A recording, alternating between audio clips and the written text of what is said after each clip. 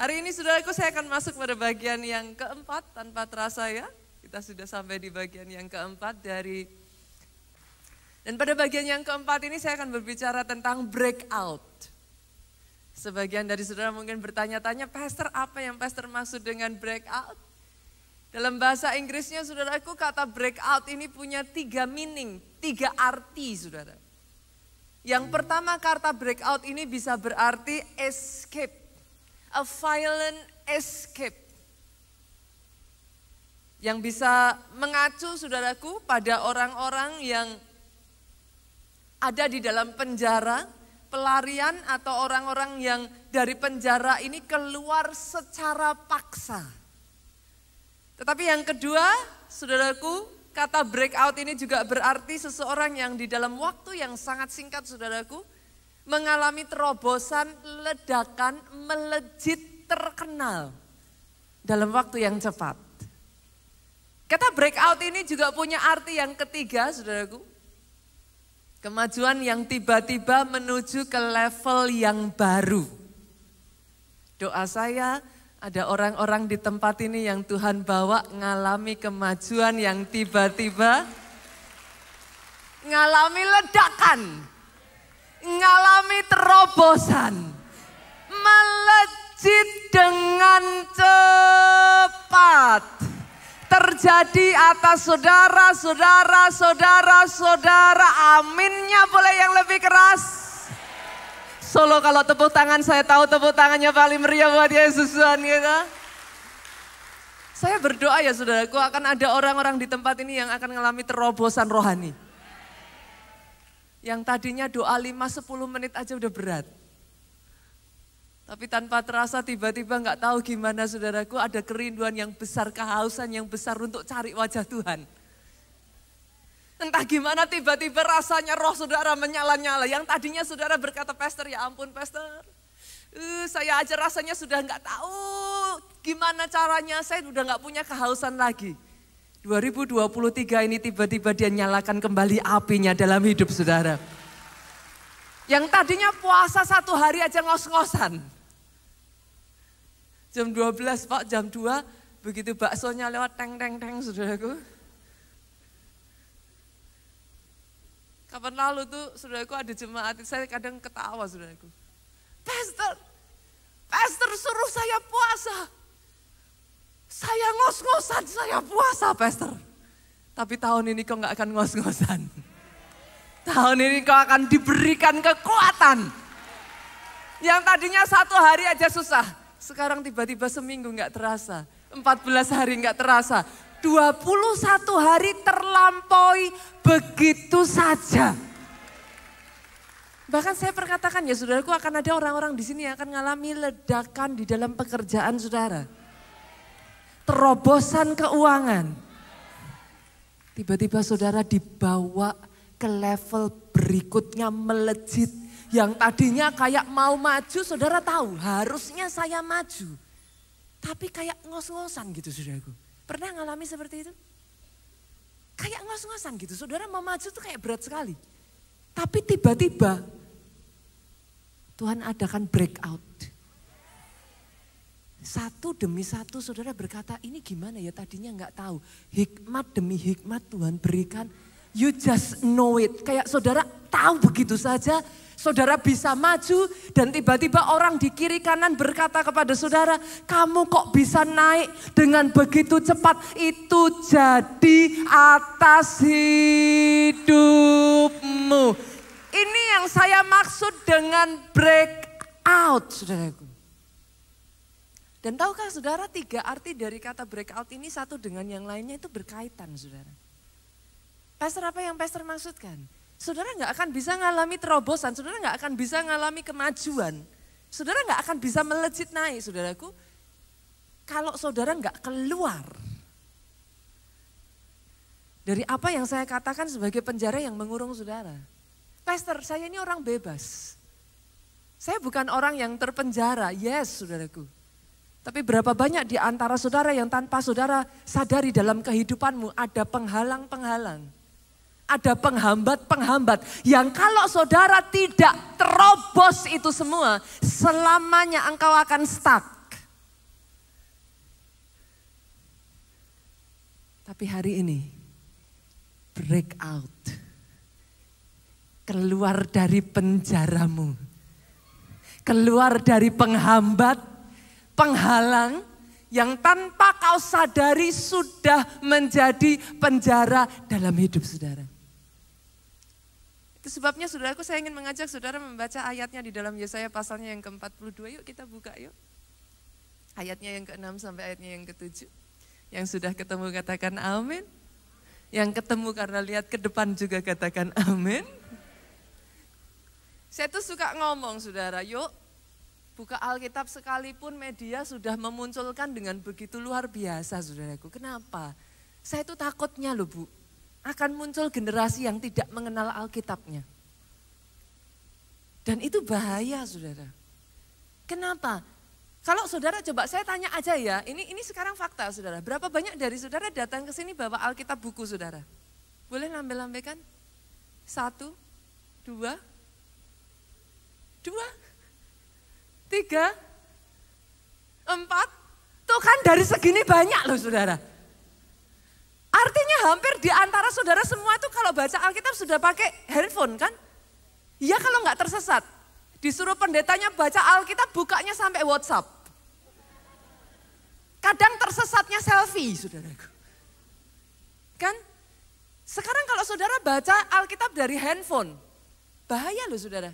Loh, saya mendukung teknologi and do it. Saya mendukung teknologi saudaraku. Tapi untuk mempermudah seringkali di handphone itu disetting Alkitabnya based on abjad. ABCDE. Nanti saudara ditanya, kitab pertama dalam perjanjian lama apa? A, saudara lihat, Amos. Saudara dengan bangga. Yang tadinya Kejadian sekarang kitab pertama berubah jadi Amos. Saudaraku. Boleh enggak saya minta sekalipun media sudah memunculkan, tetap yuk buka Alkitab saudara. Boleh Bapak Ibu? Buka Alkitab saudara, baca bersama-sama dan jangan tersesat ke WhatsApp. Sepakat? Yuk kita baca sama-sama. Aku ini Tuhan telah memanggil engkau untuk maksud penyelamatan. Dia dengan jelas mengatakan saudaraku, dia Tuhan yang sudah memanggil saudara di tempat ini. Dan saudara dipanggil bukan tanpa tujuan, halo? Yang hari-hari ini bingung, pastor saya tuh sebenarnya hidup untuk apa toh? Pastor saya tuh sebenarnya kerja kayak gini buat apa toh? Engkau dipanggil untuk maksud penyelamatan, halo jemaat Tuhan. Artinya apa pastor? Artinya kalau hari ini engkau diberkati, bukan diberkati untuk dirimu sendiri. Tidak cukup diberkati hanya untuk keluargamu. Tapi kalau hari ini engkau diangkat Tuhan, engkau dibawa Tuhan melejit, engkau dibawa Tuhan naik. Untuk maksud penyelamatan. Orang yang di kiri kananmu, melalui kehidupanmu, mereka menerima keselamatan yang daripada Tuhan, saudaraku. Dan dengar ini, buat sebagian dari saudara yang mungkin berkata, pastor ya ampun pastor, jalan ikut Tuhan tuh enggak gampang. Saudara siapa bilang? Enggak gampang kalau saudara jalan sendiri Bu. Tapi lihat ini Tuhan itu ngomong, Tuhan yang sudah memanggil engkau, dia memegang tanganmu. Kenapa orang Kristen harus baca Alkitab? Karena kalau kau tidak mengerti kebenaran, engkau jadi kehilangan kekuatan saudaraku. Engkau jadi jalan sendiri. Lah siapa suruh Pak? Yang mengerti aminnya yang paling keras. Dia berjanji. Dia ngomong loh saudara. Dia yang sudah memanggil engkau, dia itu setia. Dia akan pegang tanganmu sampai masa tuamu. Aku Yesus tetap dia, kata firman. Engkau tidak sendirian, tanganmu dipegang. Tapi lihat saudaraku, bukan hanya tanganmu dipegang, dia telah membentuk engkau. Artinya apa? Kadang kita berkata, pastor apa aku tuh bisa? Lah untuk panggilan yang sudah dia tetapkan, dia bukan hanya megang loh, dia bentuk semua bagian yang saudara butuhkan untuk sukses di dalam panggilan itu. Oh itu sebabnya saudaraku, firman itu berkata, if you know the truth, Kalau kau tahu kebenaran itu memerdekakan engkau. Engkau tidak akan lagi berjuang dengan kekuatanmu sendiri. Engkau tahu deep within di dalam dirimu ini, Dia sudah bentuk segala sesuatunya yang memang dibutuhkan. Engkau boleh berkata, pastor, orang kayak aku ini apa bisa? Itu yang saya katakan, saudaraku. Bahkan kadang kala di momen-momen tertentu saya masih katakan itu sama Tuhan. Tapi ketika saya menyadari di dalam diri saya, Dia bentukkan semuanya. Secara manusia saya tidak mampu, saudaraku. Tapi Dia bentuk itu. Sehingga tepat pada waktunya ketika saya harus menghadapi, saya dimampukan. Ketika saya mengetahui itu, saudaraku, saya jadi kuat. Tapi Dia bukan hanya membentuk di dalam dirimu, lihat ini, saudaraku. Dia menjadikan engkau perjanjian bagi umat manusia. Artinya apa? Dia menjadikan saudara-saudara ini jadi tanda. Di depan manusia, saudara jadi tanda perjanjiannya, covenant-nya Tuhan. Untuk apa, saudaraku? Lihat ini, untuk apa? Menjadi terang untuk bangsa-bangsa. Saudara kalau baca dalam Alkitab ya, firman itu konsisten loh Bapak Ibu. Sejak dari awal Yesus mau naik, Dia ngomongnya apa? Pergi, jadikan semua bangsa muridku. Kita kadang bilangnya ya saudara, kita tuh kadang ya manusia tuh ya limit membatasi diri kita sendiri. Kita pikir jadi terang buat keluarga kita aja udah cukup, itu aja udah gede banget pastor. Tapi siapa bilang cukup saudaraku? No, Dia bilangnya apa? Dari Yerusalem harus ke Yudea, harus ke Samaria, sampai ke ujung bumi. Jadi ketika saudara membangun bisnis saudara, jangan pernah berpikir kecil. Amin yang paling keras saudaraku. Ketika saudara membangun kelompok sel, ketika saudara membangun di dalam gereja ini pelayanan, jangan pernah berpikir kecil. Ketika kau membangun bisnis, saya nggak tahu sebagian dari saudara, ya ampun pastor, nggak kepikir kali bisnis sampai ke bangsa-bangsa. Boleh nggak saudaraku break out? Break out? Break out? Engkau yang berpikir kota Solo aja sudah terlalu besar, Indonesia terlalu besar. Since the very beginning Dia sudah panggil engkau untuk bangsa-bangsa. Oh kalau mau tepuk tangan Solo, tepuk tangannya jauh lebih meriah lagi buat Yesus.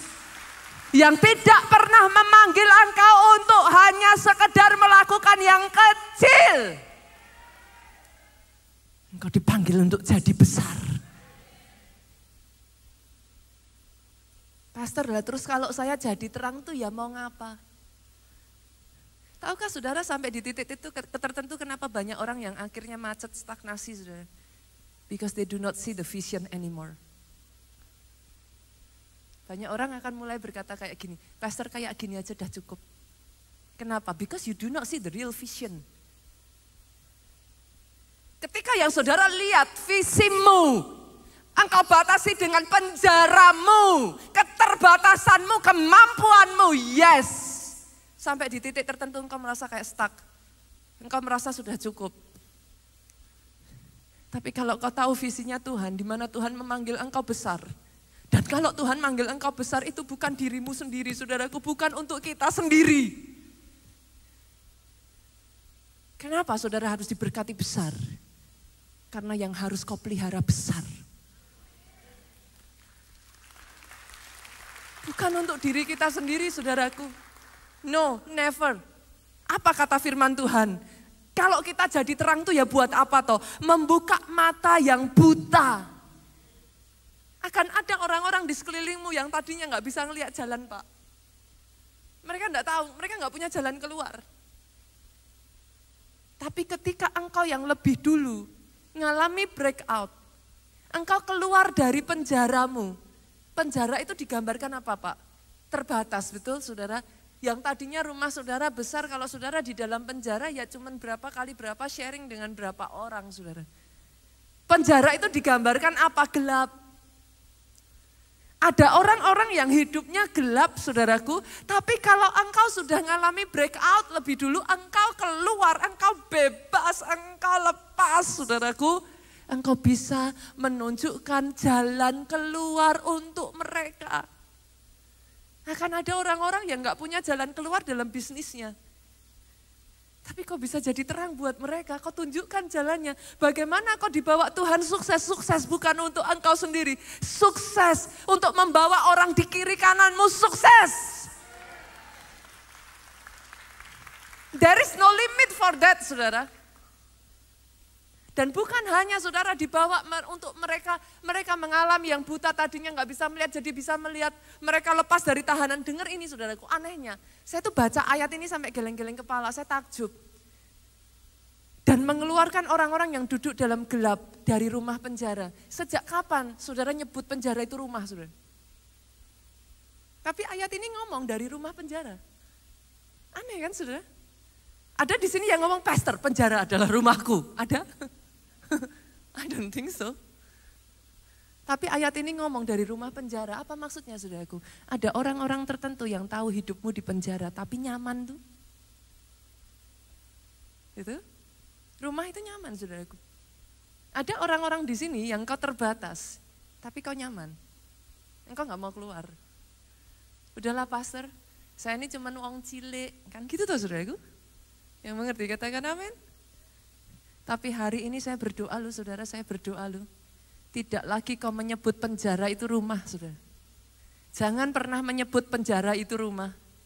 Hari ini saya berdoa, akan ada orang-orang yang mengalami kelepasan. Akan ada orang-orang yang mengalami pembebasan.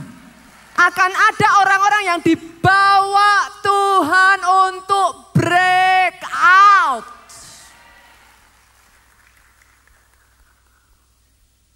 Karena kalau kita nggak hati-hati, kita dibatasi, tapi kita nyaman dengan itu, saudara. Nyaman dibawa Tuhan hanya kecil-kecilan. Nyaman jalan kecil-kecilan. Nyaman terbelenggu dosa. Hari ini jadi momen kelepasan.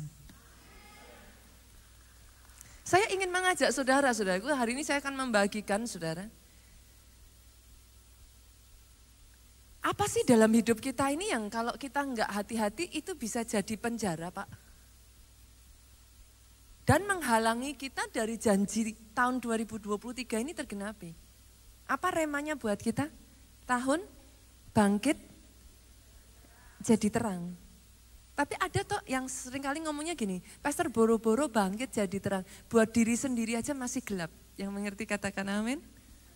Saya akan mengajak saudara melihat 3 penjara saudaraku kalau kita nggak hati-hati. Itu menghalangi, itu melimit saudara untuk mengalami penggenapan janji Tuhan. Yang pertama apa saudaraku? Poin yang pertama, penjara yang pertama apa saudara?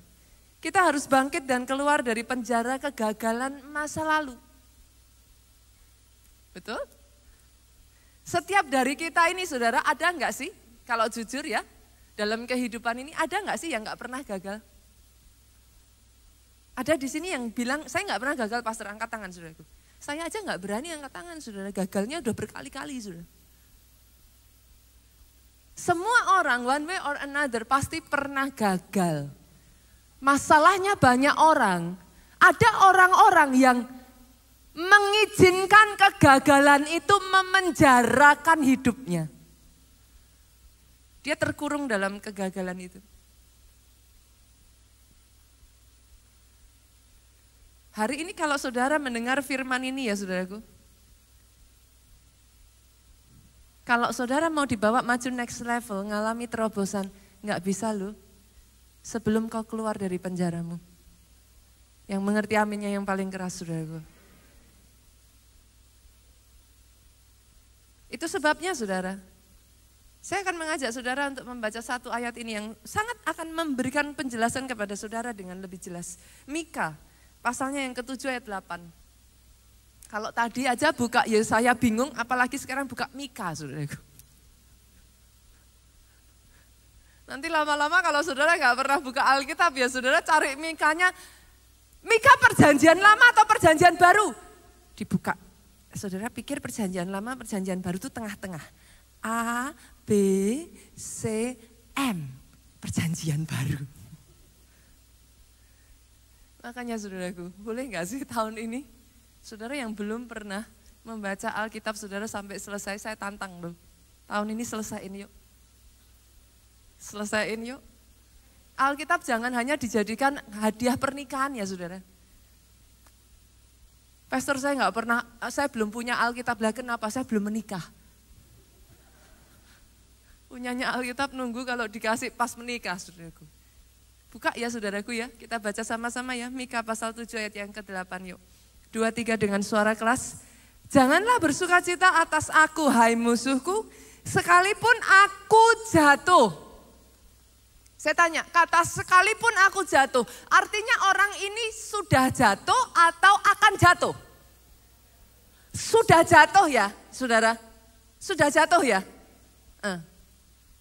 Ada orang-orang di sini yang sudah jatuh dalam hidupmu? Jatuh dalam usahamu, jatuh dalam bisnismu? Tapi saya berdoa loh saudaraku, sama seperti ayat ini loh. Bahkan sekalipun engkau sudah jatuh, boleh enggak sih saudara ngomong, aku akan bangun pula. Saya enggak tahu ada sebagian dari saudara yang mungkin di tempat ini kau pernah mengalami kegagalan dalam keluarga, kegagalan dalam relationship. I don't know, kegagalan dalam apa saudaraku? Membangun komsel? Tapi the kind of Christian, jenis orang Kristen yang Tuhan mau bangkitkan di 2023 ini adalah jenis orang Kristen yang sudah jatuh. So what? Siapa di sini yang gak pernah jatuh? Terus kenapa kalau jatuh sekali, 2 kali, 3 kali, 4 kali, 5 kali, 10 kali diributin saudara? Akan ada orang-orang Kristen di tempat ini ya, punya ketahanan stamina, kedewasaan rohnya. Sekalipun dia jatuh, bisa berkata, aku akan bangun pula.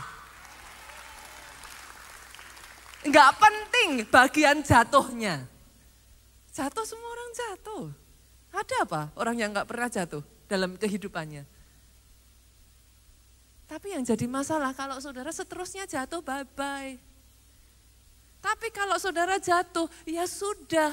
Berapa banyak saudara yang sudah keluarga, yang ibu-ibu, bapak-bapak ngomong sama anaknya, kalau anaknya jatuh saudara ngomong apa? Enggak apa-apa, anak kuat, bangun lagi. Tuhanmu mengatakan kepada sama persis kepada engkau. It's okay. Sakit ya, enggak apa-apa, bangun lagi.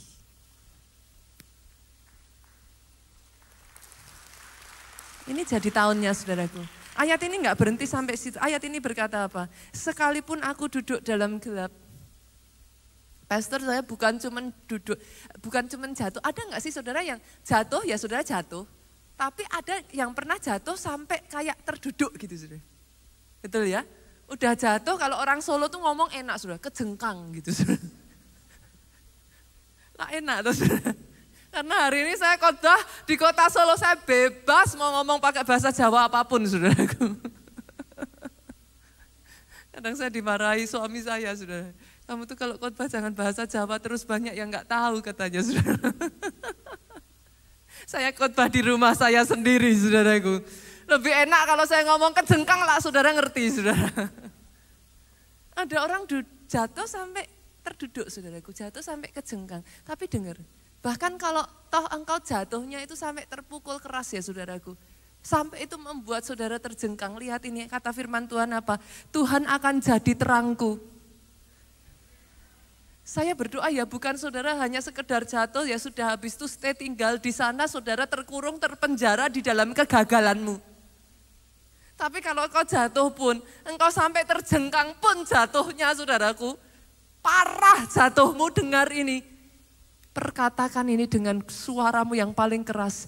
Tuhan pun akan jadi terangku di 2023 ini. Untuk membawa aku bangkit kembali. Jadi atas kehidupan saudara.